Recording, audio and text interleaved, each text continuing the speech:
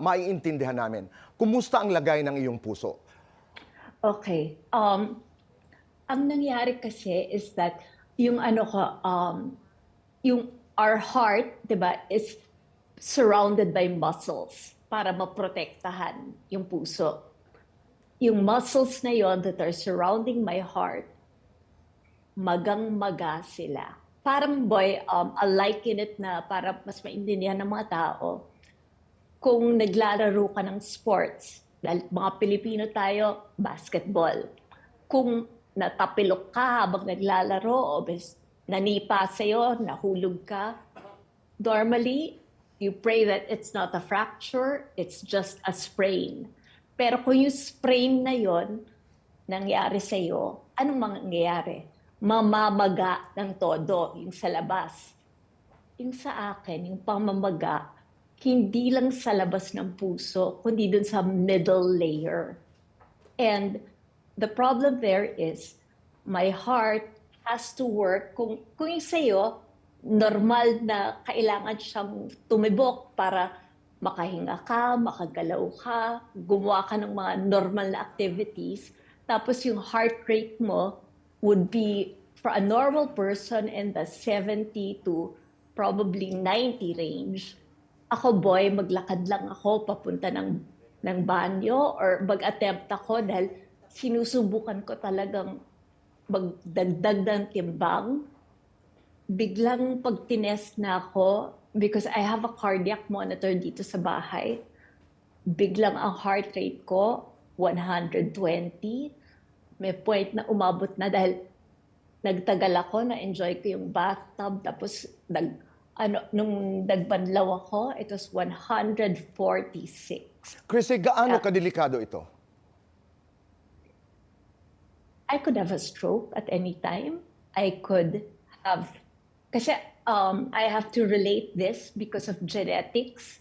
Ang lolo ko sa side ng dad ko, yung original na Benito S. Aquino, he was 55 years old when he had a massive heart attack and cardiac arrest. He died in my dad's arms. And ang dad ko at that time was only 15 years old. Right. And that's only 2 years older than me. And the reason nakapunta kami sa Boston dati, my dad had his heart attack At 47. at 47 years old. And not many people know, but before Noy died, he needed an angioplasty. That was exactly 5 weeks bago siya namatay. So, sa side ng dad ko, matindi yung sakit ng pagkakaroon ng cardiovascular So diseases. genetics dito, Chrissy, medyo plays a role, di ba?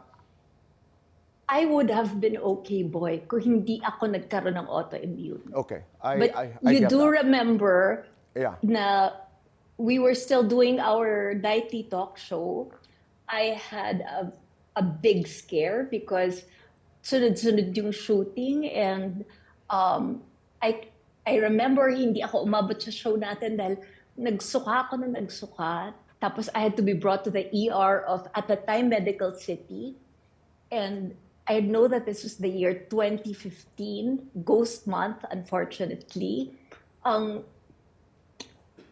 Dumating ako sa Medical City, ang BP ko was 170 over 110.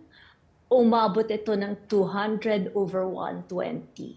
So, at that time, I was only 44. So, meron na talaga akong I remember that, Chrissy. Yes. I remember that. But it was fine already because I was treated for this in San Francisco noong December of 2016. So I was fine nung panahon na yon. It was only nagka-problema na naman after COVID. Okay. Chrissy, we have 7 minutes left. I just have a couple of Okay. questions para sa ating mga kababayan. The next 6 months are crucial. Yes. In the quickest way possible, ano ang mangyayari sa susunod na 6 na buwan? Okay.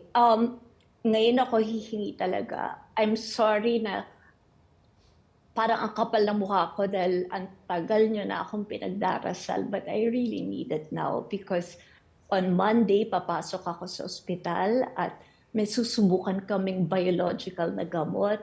This is my chance to save my heart. Because kung hindi ito tumalaboy, I stand a very strong chance of having cardiac arrest. As in, pwedeng in my sleep or kung ano man ang ginagawa ko, pwedeng tumigil na lang yung pagtibok ng puso.